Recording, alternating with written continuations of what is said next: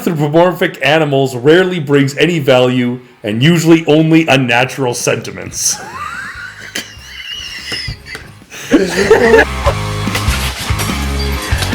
What's happening, party people? Welcome to Punchboard Party. My name is Daniel. This is Father Greg, and we are doing our one-star guessing game again, where we go on to BoardGameGeek. We find board games that are rated 1 star by users, and we try and have one another guess which games we're talking about based on these 1-star ratings. Can you guess these board games based on their bad reviews? And we're also going to talk a little bit about them, whether we think these bad reviews are warranted or not. Sometimes we do, sometimes we don't. We have a lot of fun with these. You have a lot of fun with these. I'm terrible at them. I don't have fun with these at all. This does something, I don't know, there's something in my mind that just does not compute. You give me something that I know, a game that I know so well, you like throw me clues, and I just have no clue. Right. All right. So this is fun for me. But let's do this. Okay, let's do our thing. We roll a little dice action. Okay. High dice gets to Our choose zeros who goes high or first. low. 7. I got a 6. Okay. You know what? I'm gonna take the reins and go first. Okay. All right. Start off with a bang. Yeah. Here we go. You're gonna go 5 for 5 here. Okay. All right. Rated a 1. Okay. Focusing. I don't want to build nuclear weapons. Manhattan Project. Boom, baby. See? I'm being nice to you. You are. That was very nice. That was very nice. Just a little lob, just getting you warmed up. That's so funny. I find a lot of comments about this. Like, I looked up Barron Park, and there was a comment about, like, how could you have a game about Japanese zoos? Don't you know that Japanese zoos are like, they weren't upset about anybody else's zoos, about Japanese zoos. And I'm like, that's right. It's interesting how, like, the theme for some people is such a turnoff. Oh, yeah, for sure. If it's something that just goes against their grain, like their value system, yeah, man. And they'll go in there and they'll just say, you know, that somebody whereas was for like, me, if I don't like a theme for even a personal reason, I'm not going to rate the game low because of it. I will never play the Manhattan Project. It's about nuclear warfare. That's right. Like, no way. That's right. It's all right. It's a fine game. You don't have to drop the bombs. That's right. Although you destroy other people, but you're not bombing them. Yeah, it's not with nukes. Like, no, yeah. Like, you're not dropping nukes on them. You're not dropping nukes. This one is a rated 1 as well. Yep. It's an excellent concept. It's a good start. Hey, good. But because of the way that the character selection is randomized, you can end up with a situation where one player is regularly unable to move either his character or any other character which would allay suspicion. We played this a dozen or so times and found this problem in virtually every game. A hard pass for us, and we ended up passing it along as it felt too lucky for a hidden roll deduction game. Oh, a hidden roll deduction game.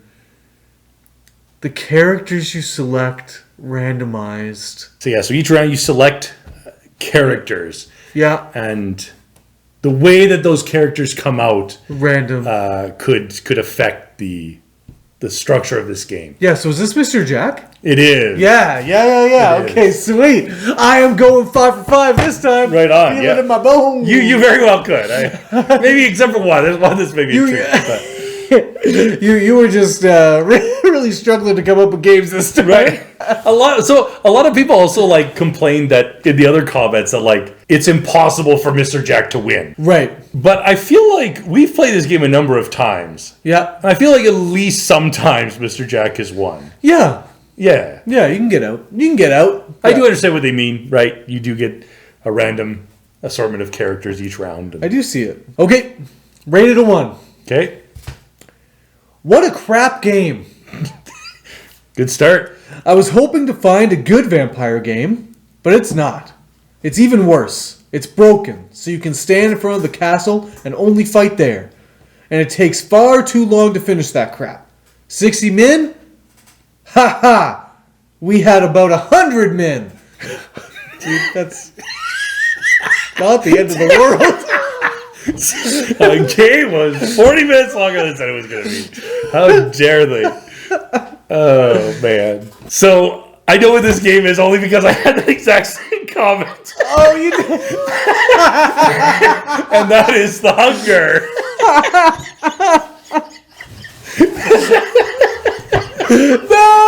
No, usually before we play this game, That's right. we get Sarah to look at both of our lists to see that we don't overlap. But she had already gone to bed by the time we had started preparing for this list. Well, So anyways, I got that one. It's good. All right. So do you have one less game for me then? I do, but Okay. give me a second. I'll find one. Okay. Okay, this one's going to be tricky for you. Okay. It's just a short little comment. I'll give you a hint that we played this game not that long ago. Okay. It says, outside of the action selection, everything else is highly uninteresting. Oh, you shouldn't have given me the hint that we played this a while ago or recently. But this is all. Wow, okay, why you would never have gotten that from that comment. I would have. Really? I would have. Wow, that's a... Wow, okay, Yeah. all right, I'll be... Because the action selection is the only thing people ever talk about that. Right. This little grid. We talked Yeah. about it in our last games we played Right. video. He doesn't like it. I like it. Yeah. You know, you're not getting through 5 for 5. Probably not. Fair enough. Meh. Typical Euro cube pushing point salad. ... Okay. This game is a bunch of mechanisms thrown together that feel soulless at best. It is also too long for what it is. To add to the insult, the variable character powers seem unbalanced as hell. Not properly playtested. There's absolutely nothing new here. Been there, done that, next. Is this the Voyages of Marco Polo? This is the Voyages of Marco Wow! Polo! Hey, you're getting better at this! Getting better at this. Look at that! Look at that. Yeah. It's funny. A game, like, there's games that there's, like, one no criticism. That's about, right. Right? And Marco Polo is one of those where the, Right. the game powers, the variable player powers, are game breaking. Mm-hmm. So this is a dice worker placement game where one of the player powers is that you can choose whatever you want the dice to be. That's right. It's like, how? How? But I don't think... Yeah, I don't even think that's the most powerful power. No. But I think it's interesting. 'Cause- One might be unbalanced, Right. But I don't think the criticism is as valid as people make it out to be. I think this game is quite delightful. It's interesting because that's also its biggest selling point too. Yes, Like you're right. Otherwise, it is just a fairly kind of routine Euro game. I don't know. I think the dice changed it a lot, but okay. But you add like those player powers, and it's like, whoa, what is going on here? Right. But yes, it's funny that that's also like the criticism. All right. Okay, so we're good. We've gotten everything so far. That's right. That's right. Oh boy, this is woo. Does grid movement and pick up and deliver sound good to you combined? How about roll and move? Oh, just shut up. Gambling high number at the tea house is pretty much roll and move and land on you is from freaking sorry. I know what the game has in it. I just played it. If you can call what we were doing that. I don't. You have to have a decent game to have any kind of play going on. Do you like light family style games? If so, then by all means buy this game and play it and celebrate your life. At no point in time did I ever feel like I was playing a game while trying this one out. I wouldn't say that about Queen's Architect. All right. I hate this one more than I hate Above and Below. And before this moment, I did not think that was possible. I won't record a play for either title because I felt like they were not games.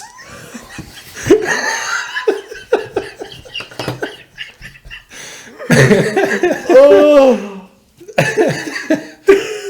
This is the most sprawling. Okay. Long-winded.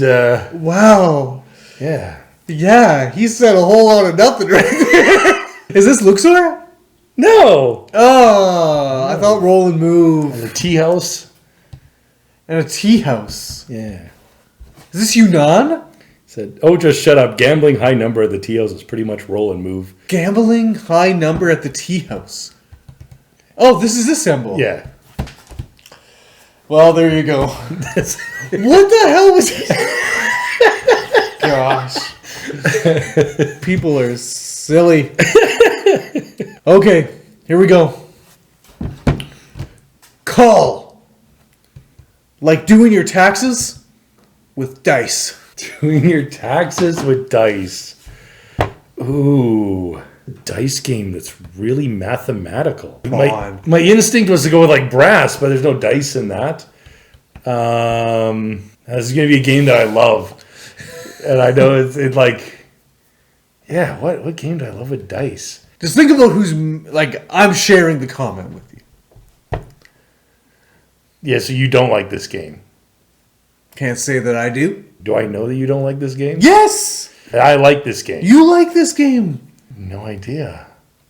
Gone, Sean, clever. Oh my gosh. Come on. That's not doing taxes. Yes, it Oh is. my gosh. 4, 4, 4, 4, 4, 3, 3, 3, 3.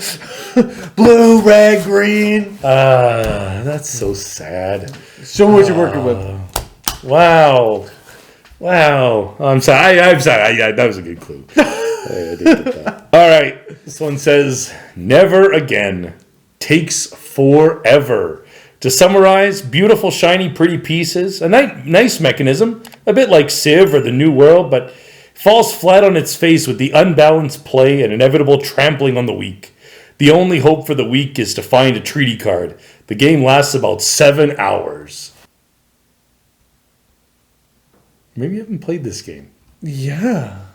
7 hours? Long game. Actually, I think you haven't played this game. I haven't. But you said to put games on the list that we maybe haven't played. No, well, that I can think about. But, like, have you played this game? I have, yeah. Okay, so sorry. Say it again.